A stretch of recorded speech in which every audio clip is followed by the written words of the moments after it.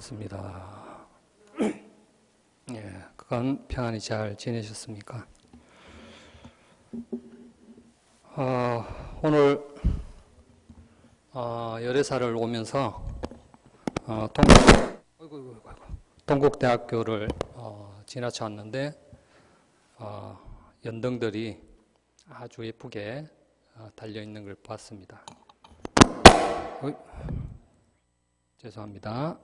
그리고 오늘 또 이렇게 열애사 경내에 또 연등이 달려 있는 걸 보니까 이제 부처님 오신 날이 얼마 남지 않았구나라는 생각이 듭니다. 이번 주 토요일에는 또 동국대학교에서 출발해서 조계사까지 연등행렬이 있죠. 또 시간 있으신 분들 또 가셔서 참석하시면 좋을 것 같습니다.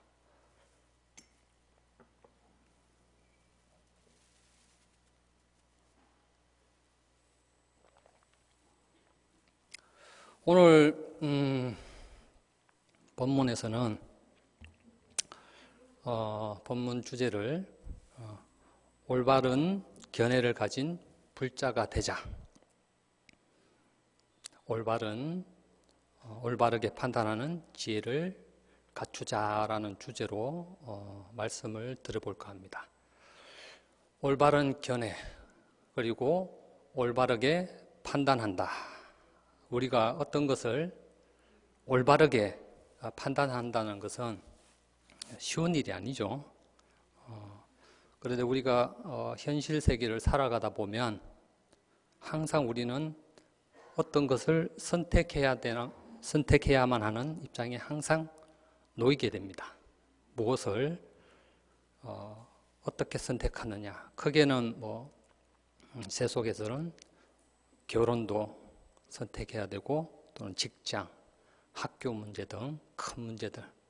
작게는 또 우리 보살님들, 또 주부이신 분들은 오늘 또 반찬은 또 뭐 해야 되지 하는 소소한 또 생각까지, 그런 것들이 나에게, 우리 가족에게 어떤 것이 이로울까 하는 생각을 하면서 좀 더 좋은 방향으로, 옳은 방향으로 선택하고자 하는 항상 그런 선택의 순간에 놓이게 됩니다. 그런데 우리가 살아오면서 지난 과거를 돌아다 보면 내 자신이 어떤 것을 선택을 해서 그것이 그대로 좋은 결과로 맺어지기도 하고, 또는 좋은 또 원인을 가지고 선택을 했다고 했는데 또 나쁜 결과로 올 수도 있고, 또 나빴다고 했던 또 선택이 또 반대로 좋은 결과로 올 수도 있고, 또 나쁜 선택이 그대로 또 나쁜 결과로 오기도 합니다. 이런 선택과 결과는 100% 정비례하는 것이 아니기 때문에 내가 이렇게 했으니까 이런 결과가 일어날 것이다 라고 하는 것이 100% 그렇게 완전하게 정해져 있지는 않습니다. 다만 모든 것에 통용되지는 않겠지만, 요즘은 현대시대는 이제 과학이나 의학 등 이런 것들이 많이 발전되었기 때문에 그런 과학적인 근거들 또는 의학적인 근거들을 바탕으로 우리에게, 내 자신에게 좀 이로운 것들, 해로운 것들을 구분해서 좋은 것을 선택하면 그 근거에 따른 선택이 좋은 결과로 나타날 확률이 높습니다. 예컨대 어떤 음식은 살이 찐다, 탄수화물 같은 것, 요즘에 그런 정보들이 많이 나오죠. 건강에 관한. 그리고 또 어떤 음식은 또 암을 유발한다 등등 이런 것들을, 정보들을 보면서 이러한 연구 사례들, 그런 것들을 실제로 경험한 그런 사례를 근거로서 우리는 옳은 방향으로 선택하고자, 판단하고자 합니다. 또 인간관계에서도 그렇죠. 또 부부관계, 또 부모와 자식 간의 관계, 또 그 외에 직장이나 여러 인간관계에서도 그런 관계들을 잘 이끌어 나가기 위해서 이미 그런 것들을 잘 경험해서 성공한 사람들, 그런 분들이 쓴 책들, 요즘 뭐 심리학이나 자기계발서 등 그런 분들이 만들어 놓은 축적된 데이터들, 이런 것들을 통해서 좀 더 우리는 좋은 삶으로 나아가고자 합니다. 그래서 뭐 이런 처세에 관한 것들, 여러 인문학적인 책들, 또는 부를 이룬 소위 성공한 사람들, 그런 것들을 통해서, 그런 것들 본보기를 통해서 내 자신이 그런 성공한 사례를 나에게 그대로 적용해서 그러한 경험들을, 간접적인 경험들을 직접 나의 삶에 그대로 적용해서 성공하는 삶으로 이끌어 가고자 합니다. 그래서 어떤 분들은 책 속에 답이 있다라는 말로서 그런 성공한 사람들이나 그런 책들에 있는 그분들이 경험한 것들을 봄으로써 자신도 어떻게 하면 성공하고 어떻게 하면 올바른 삶으로 이끌어 갈지를 모르는 사람들에게 길을 제시해 준다라고 이렇게 얘기도 합니다. 그래서 이러한 객관적인 연구 데이터, 또 성공한 사람들 사례를 통해서 그런 것들을 근거로 내 자신이 올바른 삶으로 이끌어 나기 위한 잣대로 삼는다라고 말할 수 있습니다. 그렇다면 지금 말씀드린 이런 것들을 종교의 영역에 적용하면 어떻게 되겠습니까? 종교. 그러니까 우리들이 어떤 종교를 선택함에 있어서 무엇을 근거로 선택해야 되죠? 그러니까 이 종교를 선택함에 있어서 이 종교가 정말 올바른 진리를 설하고 있는 종교인지, 무엇을 근거로 선택할 것이며, 내가 어떤 종교를 선택함에 있어서 그 종교가 정말로 나에게 이익이 되는 종교인지, 무엇을 근거로 선택할 것인가.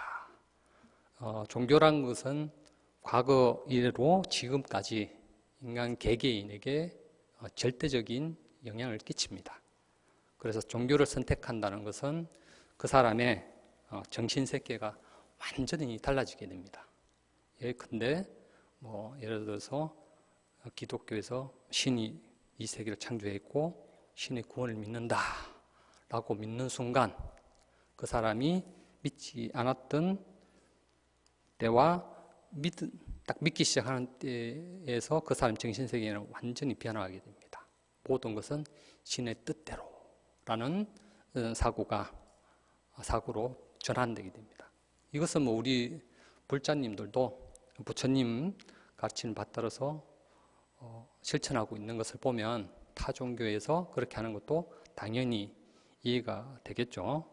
그래서 각 종교에, 그렇지만 이제 이 종교를 믿는 데 있어서 또 너무 또 맹신적으로 믿다 보면 그게 이제 광신적이고 편협한 이제 종교관으로 생기는 부작용도 있습니다. 그런데 이제 자신이 어떤 종교를 깊이 믿는다는 건 사실은 문제가 되지는 않습니다. 근데 그 사람의 내면 세계에서만 그 깊은 믿음과 의지를 가진다면 문제가 안 되는데, 그 주변 사람들에게 자신의 종교의 의지를 표현하면서부터 이제 그런 부정적인 영향을 끼친다는 문제가 생기게 됩니다. 아무튼 우리 어떤 종교를 자신이 믿을 만한 올바른 진리로 판단하고 선택한다는 것은 쉽지가 않습니다. 앞서 제가 말씀드렸던 어떤 근거들, 여러 연구 자료나 그런 근거들을 통해서 우리 삶에 좋은 방향으로 이끌어 나가고자 하는 판단의 근거로서 사용하는데, 종교라는 것은 인간의 범주에 넘어서 있는 것들을 많이 말하기 때문에 그 종교가 올바른 진리인지 선택하는 기준이 없다는 게 이제 문제가 되겠죠. 예를 들어서 신의 존재 유무나 불교 같으면 깨달음 또는 윤회가 있다라는 이런 형이상학적인 문제들을 존재론적으로 이렇게 증명한다는 것은 쉽지가 않습니다. 그래서 대부분 사람들이 종교를 선택할 때 친구 따라 강남 간다 이런 얘기처럼 주변 사람들의 영향, 가족의 영향, 친구의 영향에 의해서 종교를 선택하고 또는 어디 그 종교 단체에 갔더니 분위기가 너무 좋더라 하면서 또 분위기에 따라서 또 선택하기도 하고 또는 그 종교의 핵심 사상들 그런 것들을 통해서 불교 같으면 실제로 명상도 해보고 그러면서 종교를 선택할 경우도 있고 이런 세 번째 경우는 굉장히 바람직한 경우라고 할 수 있죠. 그런 것이 나에게 도움이 되는구나 생각하면서 선택하는 거니까. 그렇다면 부처님께서는 어떤 진리를 선택함에 있어서 어떠한 근거와 기준을 제시하고 있겠습니까? 부처님께서 우리 중생들에게 올바른 진리를 선택하는 기준에 대해서 설해 놓은 경전이 있습니다. 오늘 여리사 불자님들께 말씀드릴 경전은 초기 경전 중에서 앙구따라 니까야의 깔라마경이라고 있습니다. 이 깔라마경에서는 올바른 진리를 선택하는 기준에 대해서 설해 놓았습니다.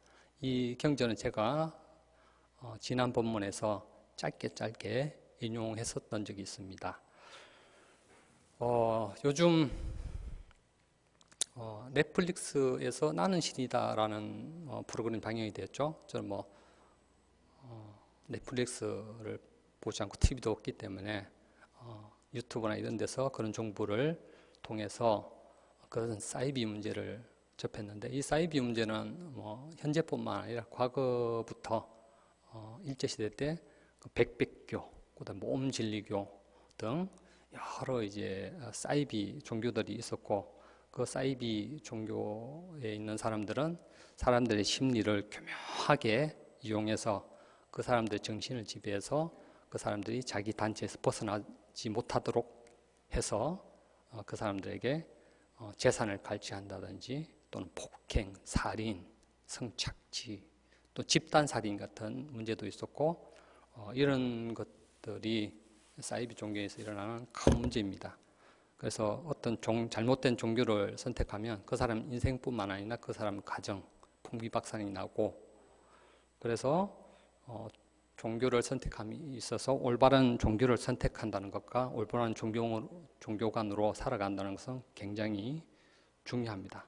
부처님 당시 때도 가장 큰 세력을 있었던 브라만교를 사상을 비판했던 대표적 육사회도 사상이 있었고 또 수많은 기타 사상들이 난립하던 시대였는데 그 당시 부처님 당시 때는 이런 사상가들이 여러 마을을 돌아다니면서 자신이 믿는 진리가 최상의 진리고 다른 사상들은 올바르지 않다, 틀렸다라고 하면서 다녔던 것 같습니다. 요즘으로 치자면 한국으로 치자면 불교, 기독교, 원불교, 정산도, 대순진리, 통일교도 다양한 또 종교 군소 종교들이 있죠. 그런 종교의 종교인들이 다니면서 사람들에게 자기가 믿는 종교가 최상의 진리다라고 하면서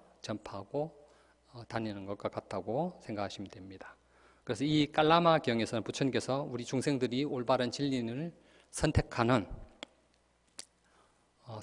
있어서 잘못된 10가지 기준을 제시하고 있습니다.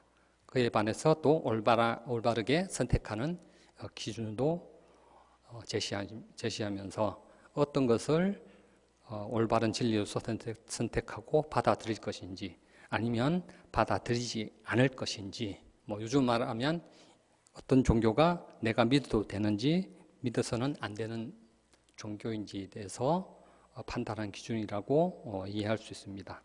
깔라마경에서는 깨사푸타 마을이라는 곳에 일산 동구의 마을에 들리셨는데 그 마을에 사는 이제 깔라마인들이라는 그 마을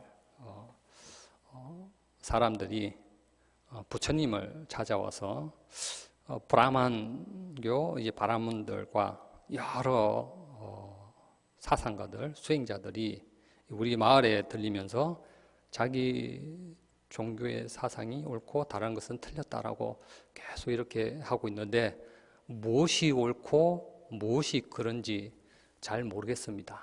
그래서 부처님께서 그것을 알려주시면 좋겠습니다. 누가 진실을 말하고 누가 거짓을 말하는지 너무 의심스러우니까 부처님께서는 거기에 대해서 좋은 말씀을 해주십시오 라고 하니까 거기에 대해서 깔라마인들에게 올바른 진리를 선택하는 그 기준에 대해서 말씀하는 내용이 있습니다. 그 경전을 한번 쭉 읽어보겠습니다. 깔라마인들이여, 그대들은 당연히 믿음지 못하고 의심스러울 것입니다. 믿음지 못한 곳에 의심이 일어난다. 깔라마인들이여, 소문으로 들었다고 해서 대대로 전송되어 온 것이라고 해서 그렇다 하더라라고 하는 추측으로 우리의 경전에 그렇게 쓰여 있다고 해서 논리적이라고 해서 추론에 의해서 이유가 적절하다고 해서 우리가 사색하여 얻은 견해와 일치한다고 해서 유력한 사람이 한 말이라고 해서 혹은 이 사모는 우리의 서성이다라는 생각 때문에 진실이라고 받아들이지 말라. 그래서 그렇다면 어떤 것을 버려야 되는가? 깔라마인들이여, 그대들은 참으로 스스로가 이러한 법들은 해로운 것이고 이러한 법들은 비난받아 마땅하고 이러한 법들은 현명한 자들의 비난을 받을 것이고 이러한 법들을 전적으로 받들어 행하면 손해와 괴로움이 있게 된다라고 알게 되면 그때 그것을 버리도록 하여라.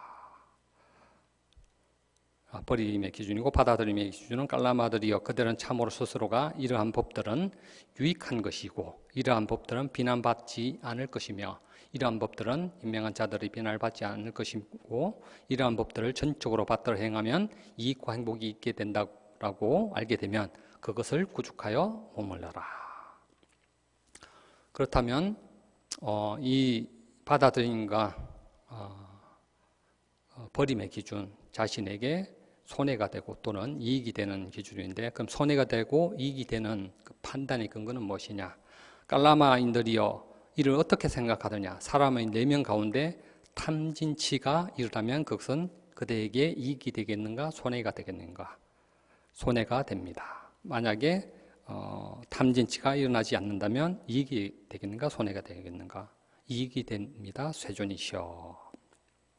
깔라마들이여, 심한 탐욕, 성냄, 어리석음을 가지는 사람은 탐욕에 사로잡혀 그것에 마음을 점령당하여 탐욕의 마음은 생명을 죽이고 주지 않은 것을 빼앗고 남의 아내, 남편에게 접근하고 거짓말을 하게 된다.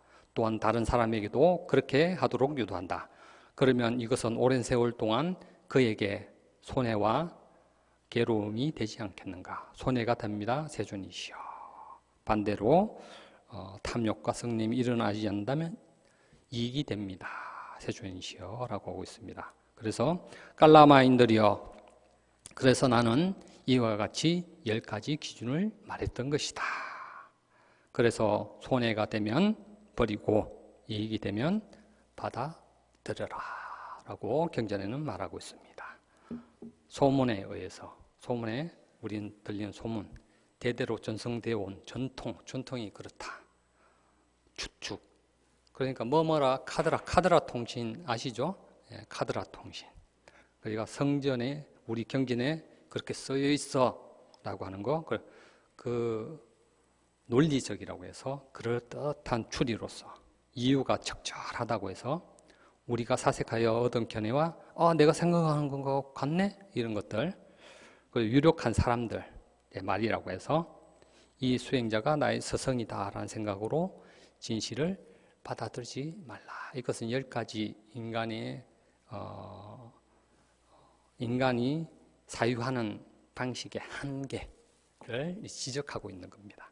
그러니까 인간들이 어떤 진리를 선택한 게 있어서 이 10가지 기준으로서 어떤 진리의 옳고 그름을 판단해서는 안 된다라고 이제 말씀하시는 거고, 무엇을 기준으로 받아들여야 되는가? 정말로 나에게 이익함을 주는가? 행복을 주는가? 그 이익함과 행복을 주는 것은 탐진치가 일어나는가? 일어나지 않는가가 기준이라는 겁니다. 그래서 제가 말씀드린 적이 있는데 열반경에서 부처님께서 열반 후에 이를 걱정하셔서 이런 말씀을 하셨습니다. 만약 어떤 수행자가 내가 부처님께 이러한 가르침을 들었다라고 주장하는 사람이 나오면 무조건 배척하지도 말고 그렇다고 해서 받아들이지도 말라라고 하는 내용이 나옵니다. 거기서 그 수행자가 하는 말이 올바른 정법을 말하고 있다라는 기준은 부처님께서 생전에 말씀해 놓으셨던 경전과 계율의 가르침, 사성제, 팔정도, 중도, 연기 등 이러한 핵심 가르침을 바탕으로 설하고 있느냐, 계율을 중요시하고 있느냐, 이것이 뭐 한마디 말해서 개정해 사망을 바탕으로 토대로 말하고 있느냐라고 하는 게 기준이 되겠죠. 이것이 없다면 그건 정법이 아니니까 받아들이지 말라라고 하는 거죠. 이전에 이런 말씀을 드린 적이 있을 겁니다. 원불교와 불교의 차이. 이것은 법륜스님 정문적설에 보면 어떤 신도가 원불교, 불교가 같은 겁니까? 다른 겁니까? 헷갈립니다. 이거 항상 있었던 말인데 그때 스님께서는 아주 명확하게 말씀해 주셨어요. 불교와 원불교는 다른 종교다. 왜냐? 불교의 교주는 서가모니 부처님, 원불교의 교주는 소태산 박중빈이고, 그리고 불교의 핵심 가르침은 부처님께서 45년 설한 가르침, 그리고 원불교의 핵심 가르침은 소태산 박중빈이 남긴 오록이다. 그래서 다른 종교다라고 이렇게 말씀하신 적이 있습니다. 원불교는 이제 불교와 다를 바가 없다 하는데 우리 불교에 봐서는 다릅니다. 완전히. 왜냐, 핵심 가르침을 부처님 가르침을 중심으로 이끌어가는 것이 아니기 때문에 이것은 이제 신흥 종교인데, 불교를 근원으로 생긴 이제 신흥 종교인데, 이제 소태산 박중빈 대종사가 본인이 깨달은 바가 불교와 부처님 깨달음과 다르지 않다라고 했는데, 거기서 보면 이제 내용들이 불교의 여러 개념들을 차용해서 말하고 있는데, 중요한 것은 핵심 가르침이 서가모니 부처님 가르침이 아니고 소태산 박중빈의 가르침이기 때문에 불교와 다르다는 겁니다. 예, 이해가 되시죠? 그래서 이미 불교가 있기 때문에 이 판단 근거가 되는 거죠. 그래서 부처님께서는 부처님 가르침을 뗏목에 비유하셨는데, 뗏목도 물이 새지 않고 튼튼한 뗏목이어야 번뇌라는 강물을 잘 건너갈 수 있습니다.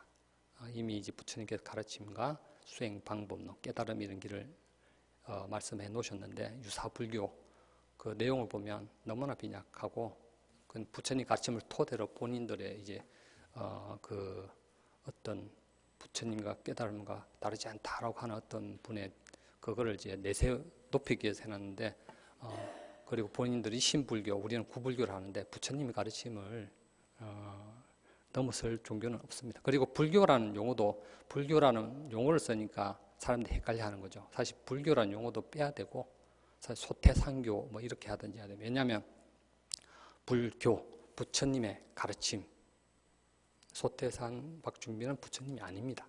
그래서 불교라는 사실 이름도 빼야 됩니다. 그래서 사람들이 헷갈리는 거죠.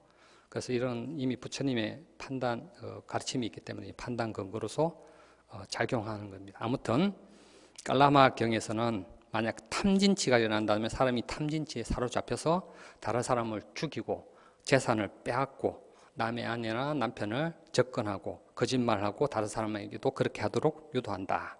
그래서 탐진치가 생기는 법이라면 나에게 이익이 되지 않기 때문에 받아들이지 말라라고 하셨습니다. 그래서 부처님께서 어떤 종교인이 말하는 그 가르침을 듣고 나서 이 10가지 기준에 의해서 외형적으로 보이는 어떤 모습들, 그 그 분위기들, 어디서 들은 정보들로서 그 가르침이 옳구나라고 판단하지 말라는 것이고, 그 법이 정말로 탐진치를 소멸하는 그런 가르침인지, 나에게 이익이 되는지, 그리고 나의 행복을 가져다 두는지를 기준으로 삼으라고 하는 것입니다. 앞서 언급했듯이 나는 신이다 와 같은 그런 사건들은 이런 탐진치에 물들어 가지고 그 사이비 종교 교주는 이런 욕망과 어떤 분노에 의해서 그 사람들, 그 신도들도 조금 문제가 있죠. 너무 종교에 매몰되다 보니까 그 어떤 구원받고자 하는 어떤 욕망, 거기에 집착하다 보니까 그런 살인, 뭐 재물 탈취, 성착취 이런 것들도 묵인하고 그대로 받아들이는 겁니다. 구원받고자. 그래서 이거는 그대로 부처님께서 좀 전에 앞서 말한 깔라마경에서 탐진치가 있으면 일어난 이런 일들이 그대로 나타나는 것을 보여주고 있죠. 그래서 깔라마경에서는 사람들이 진리를 판단할 때 잘못된 10가지 기준, 인간의 잘못된 사유방식을 지적하고 있는데, 이 10가지 기준을 이해하는 데 있어서 이 부처님께서 10가지 기준을 좀 잘 더 이해할 수 있도록 할 수 있도록 해주는 철학자가 있습니다. 이 철학자의 견해를 보면 부처님께서 이 말한 10가지의 중생의 사유의 한계를 잘 지적하고 있는데, 서양 철학자 중에 난 아는 것이 힘이다 라고 했던 프란시스 베이컨이 있습니다. 그 프란시스 베이컨의 4대 우상론이 있는데, 이분은 이제 지식을 강조했는데, 지식은 어디서 들은 지식이 아니고 직접 경험에 의해서, 실험 관찰에 의해서 얻어진 것을 참지식이라고 얘기를 하고, 그리고 이런 참지식을 얻는 데 있어서 사람들이 가지고 있는 편견, 선입견 이런 것을 없애야 올바른 지식을 얻을 수 있다. 이것을 방해하는 것이 바로 이제 이 편견과 선입견을 이제 우상으로 표현한 거죠. 4대 우상. 그래서 이것을 간단히 살펴보고 나서 부처님께서 말씀하신 것을 살펴보도록 하겠습니다. 4대 우상론, 종족의 우상, 동굴의 우상, 그리고 시장의 우상, 극장의 우상 4가지인데, 종족의 우상이라는 것은 인간 중심적으로 생각한다는 거죠. 새가 참 아름답게 펄럭이고 있다. 새 입장에서 그냥 펄럭이고 있는 거예요. 아프리카에서 사자 용맹하고 뭐 하는데 실제로 그 사자가 되었어요. 생존 어떤 경쟁의 현장이죠, 맞죠? 먹고 먹기는. 동굴의 우상, 이런 개인적인 이제 습관, 성향, 습관 등을 가지고 있는 것을 말하는데, 이런 것들로 같이 판단하는 거죠. 세대 차이가 나죠. 요즘에 라떼는 말이야 이래 하고, MZ세대나 이런 세대 간에 그 사람이 살았던 그 시대의 어떤 그런 정서들과 서로 맞지 않는 거죠. 이런 것들을 얘기하고, 그리고 시장의 우상은 인간이 언어를 사용하기 때문에 일어나는 선입견과 편견인데, 이 언어에 대해서는 이제 불교에서는 이 나가르주나 용수라는 유명한 논사가 이런 언어를 사용함으로써 일어나는 잘못된 견해들을 집착하는 중론이라는 논서가 있습니다. 그래서 언어를 사용하기 때문에 귀신, 도깨비 뭐 이런 것들, 외계인 하니까 말이 있으니까 실제로 존재한다고 이런 인식을 일으킨다는 겁니다. 그리고 극장의 우상이라는 것은 전통이나 권위를 맹목적으로 따르는 것. 요즘 말하면 의사 선생님, 교수님, 또 전문가 말하는 걸 맹목적으로 믿고 따르는 걸 얘기하는 거죠. 그래서 이 동굴의 비유 같은 경우에 두 번째 말한 동굴의 비유, 개인이 가지고 있는 고정관념 이런 것들은 동굴의 비유는 많이 철학자는 또 불교에서도 있습니다. 불교에서도 수다니파타에 보면 동굴 속에 머무르며 집착하고 온갖 번뇌에 뒤덮여 어리석음에 빠져 있는 사람, 이러한 사람은 집착에서 벗어날 수 없다. 참으로 이 세상의 욕망을 버리기는 어렵기 때문이다. 동굴이란 이 욕망이란 동굴에서 벗어나기 어렵다. 이 플라톤도 이런 동굴의 비유를 얘기하죠. 이데아론을 설명하기 위해서 동굴에 어떤 사람이 이렇게 결박돼가지고 벽만 볼 수 있는데 뒤에 햇불이 있어가지고 거기에서 비치는 그림자가 사람 모양이 동물 모양의 어떤 그런 모형물에 그림자 비쳤는데 그걸 사실이라고 믿는 거예요. 인간이라는 거. 그런데 어떤 사람이 친구 몇 명인데 한 친구가 그 잠시 벗어나서 동굴 밖을 나왔는데 빛을 보고 나서 그게 거짓이라는 깨닫는 거죠. 근데 말을 해도 사람들은 그걸 이제 진실이라고 인식을 못 하는 거죠. 진리를 본 사람의 말을 못 듣는 거. 사람들의 고정관념에 사로잡혀 있다. 이런 표현이죠. 아무튼 부처님께서 말씀하신 10가지 소문에 의해서 소문으로 들은 말들, 그러니까 추측, 그렇다 카더라 통신.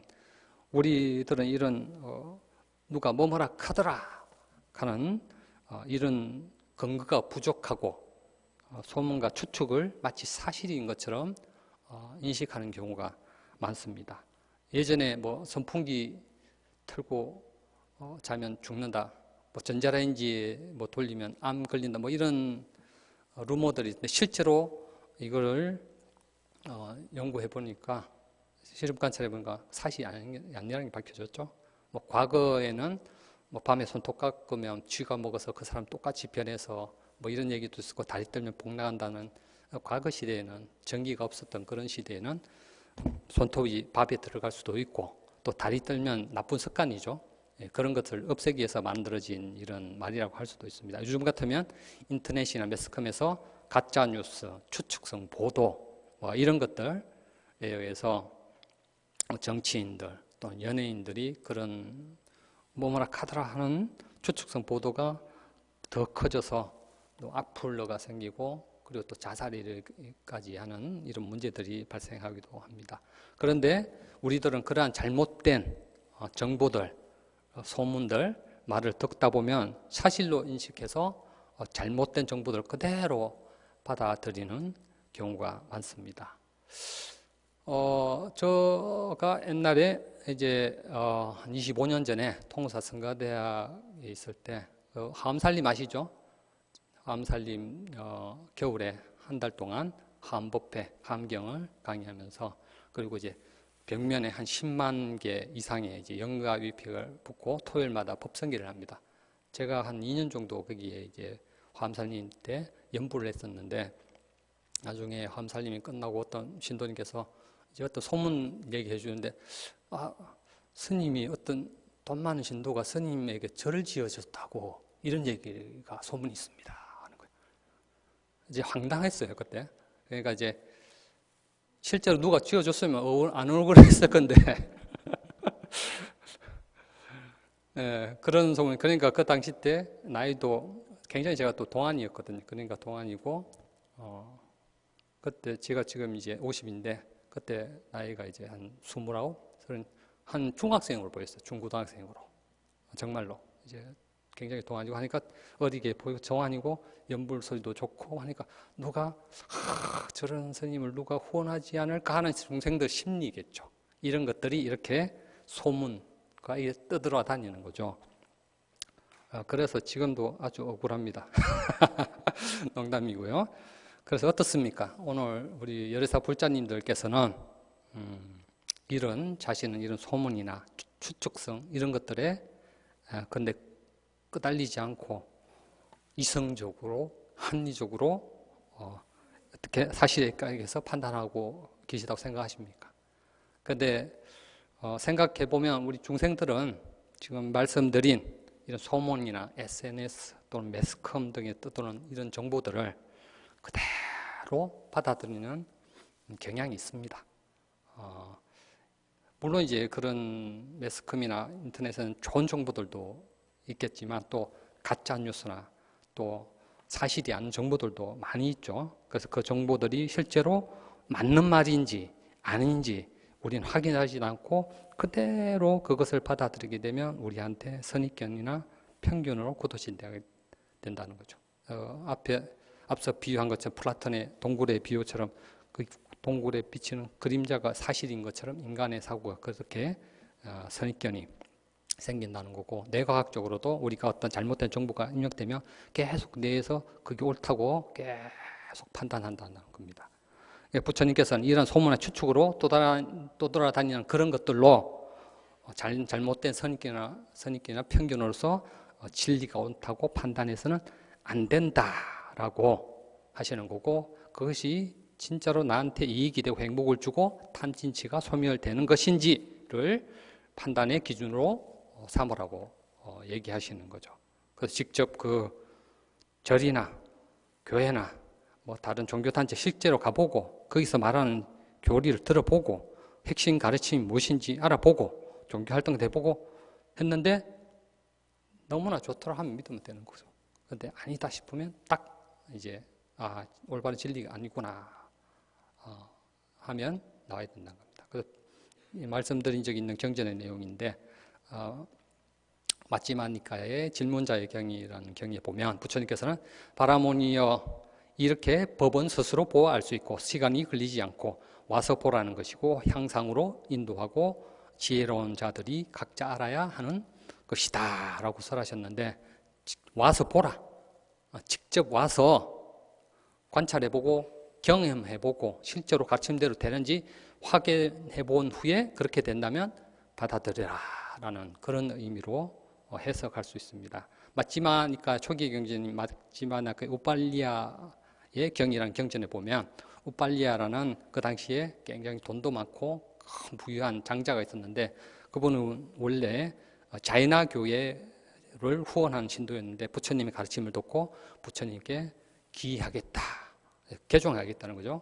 그러니까 부처님께서는 우빨리 장자에게 장자여 심소숙고한 후에 행하라, 그대와 같은 유명한 사람은 심사숙고하는 것이 좋다라고 말씀하시는데, 이런 말씀도 굉장히 합리적이죠.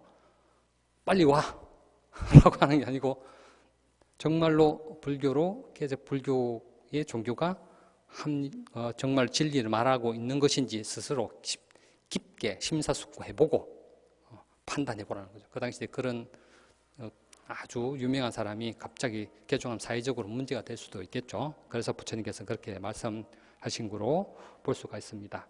그래서 우리가 여기서 생각해 봐야 될 것은, 앞서서 우리들은 어떤 성공한 사람들, 연구 데이터들, 이런 유명한 분들의 그런 것을 근거로 올바른 방향으로 나아가자 하는데, 부처님께서는 그래서 종교는 근데 그런 것이었기 때문에 선택하기 어렵다라고 말씀을 드렸는데, 부처님께서는 너가 소문으로 들은 것을 잘못 판단하지 말고 그 소문이 진짜인지 직접 눈으로 가서 확인해보고 충분한 시간을 들여서 심사숙고해서 옳다고 아니면 그러다고 판단하라 라는 것이 부처님께서 말씀하시는 것. 그러니까 내가 내 스스로가 판단의 주체가 되라는 거죠. 판단의 주체가 되어서 그것이 옳고 그런지를, 이 종교를 믿어도 되든지 믿어서는 안 되는 것인지를 스스로 그러려면 어떻게 해야 됩니까? 내 스스로가 지혜로워야 되겠죠.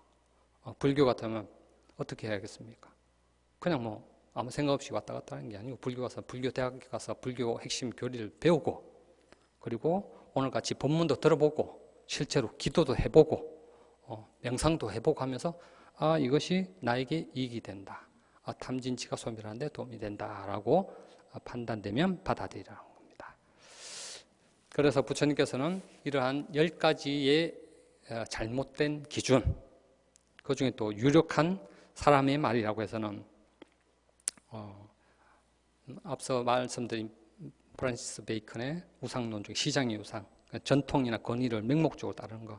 그러니까 의사, 교수님, 변호사, 불교로 말하면 뭐 어떤 큰 스님의 말이라고 해서 무조건 받아들여서는 안 되고, 정말로 그 스님께서, 물론 이제 그 큰 스님이란 어떤 존경을 받는 분이 그런 벗어난, 부처님 법에서 벗어난 말씀을 하지 않겠지만 정법을 말하는지를 딱 판단해 봐야 된다는 거죠.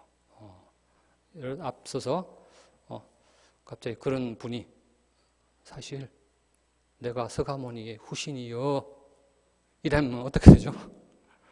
이상한데? 라고 생각해야 된다는 거죠. 그러니까 넷플릭스에서 그 나는 신이다 해서 그걸 고발한 그 교수님이 딱 그 정명석이라는 그 사이비 말 듣고 이상한데? 라고 하는 현명한 분이죠.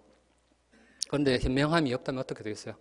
아이고 우리 목사님이 메시아였었네 이렇게 하겠죠.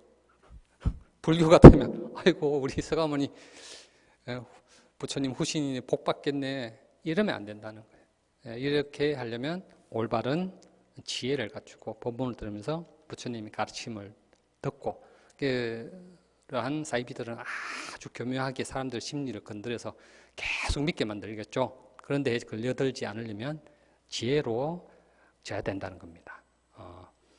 그래서 그럴듯한 또 추리로 이유가 적절하다고 해서 사기꾼들이 말을 굉장히 잘하죠. 사기꾼들이 요즘에 매스컴에서 주식 때문에 난리죠.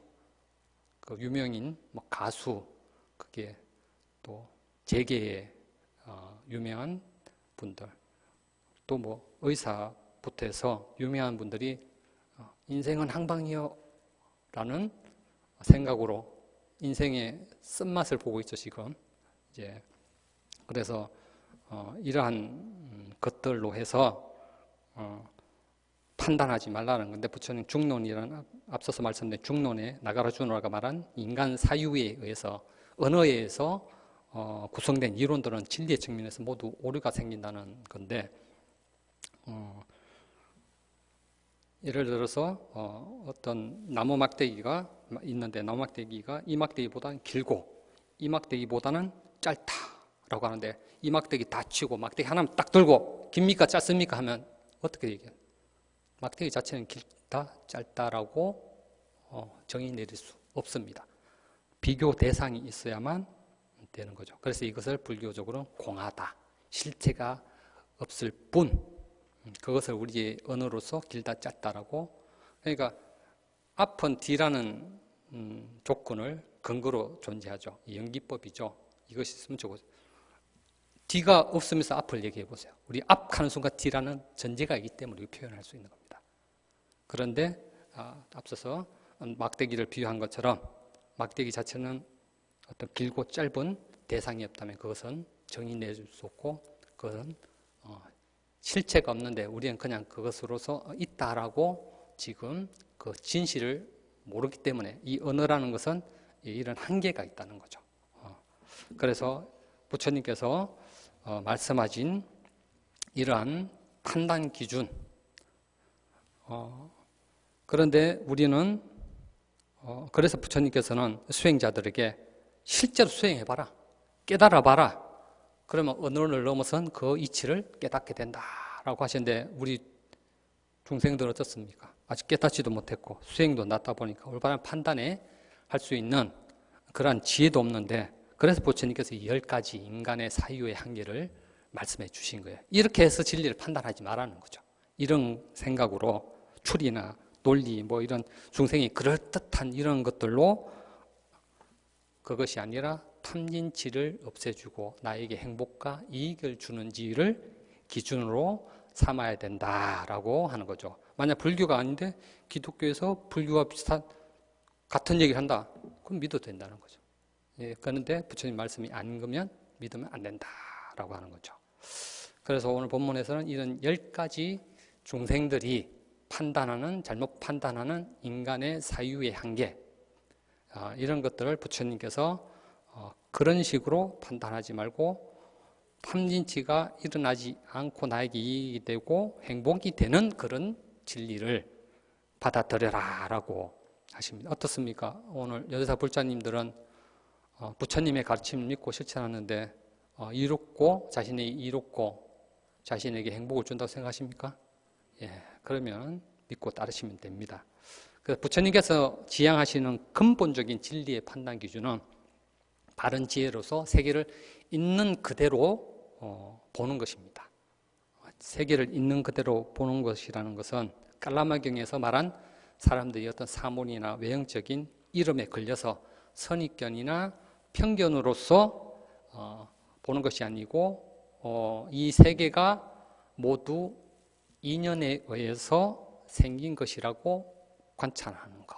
모두 이 세계에 존재하는 모든 것이 수많은 조건들이 화합해서 임시로 유지되고 있는 것이다 라고 보는 것입니다. 그런데 우리 중생들은 아직 깨닫지 못한 이상 바른 지혜로 보기 어렵기 때문에 근본적으로 중생에서 수준에서는 앞서 말한 것처럼 분별할 수밖에 없습니다. 앞과 뒤와 같이. 그래서 중생에게 올바른 수준의 중생의 수준에서 올바른 판단을 낼 수 있도록 10가지 이런 잘못된 중생의 사고 유형을 말씀해 주신 겁니다. 그래서 중생들은 자신들이 그동안 쌓아온 잘못된 어떤 정보, 지식들로 인해서 판단하면서 탐진치와 같은 괴로움이 생길 수밖에 없습니다. 그러나 깔라마경에서 제시한 부처님께서 말씀하신 10가지 잘못된 판단 기준을 우리들은 그런 중생의 한계를 인식을 하고, 그리고 이러한 한계에서 벗어난 탐진치의 소멸을 이끄는 가르침인지, 그리고 부처님께서 쓰라신 가르침인지를 잘 살펴봐야 한다는 겁니다. 그래서 앞서 말한 이런 사이비 이런 종교들, 이런 올바른 견해를 가지면은 걸려들지 않는다는 거죠. 근데 만약에 어떤 그런 사이비를 만났다, 내가 서가모니 후신이여, 뭐 이런 식으로 말한다면 어떤 부처님의 가르침을 떠올려야겠습니까? 선불교로 치자면 부처를 만나면 부처를 죽이고, 조사를 만나면 조사를 죽여라, 이런 실체가 없음을 얘기하고, 금강경에서 뭐라고 하셨죠? 무릇 상 있는 것은 모두 허망한 것이니 만약 모든 형상이 아님인 줄 알면 곧 부처를 보게 되리라.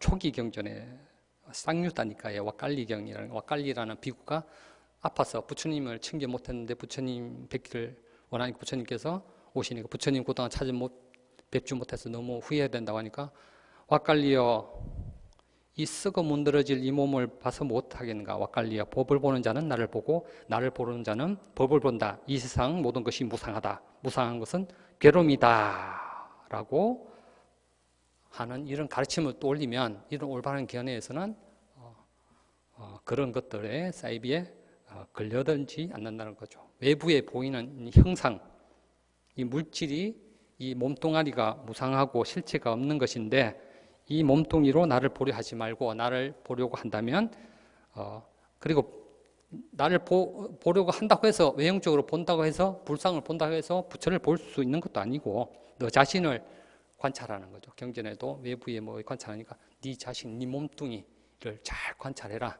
그러면 그 속에서 무상함을 관찰하게 되면 그것이 곧 부처를 보게 되는 것이다 라고 말씀하시는 거죠.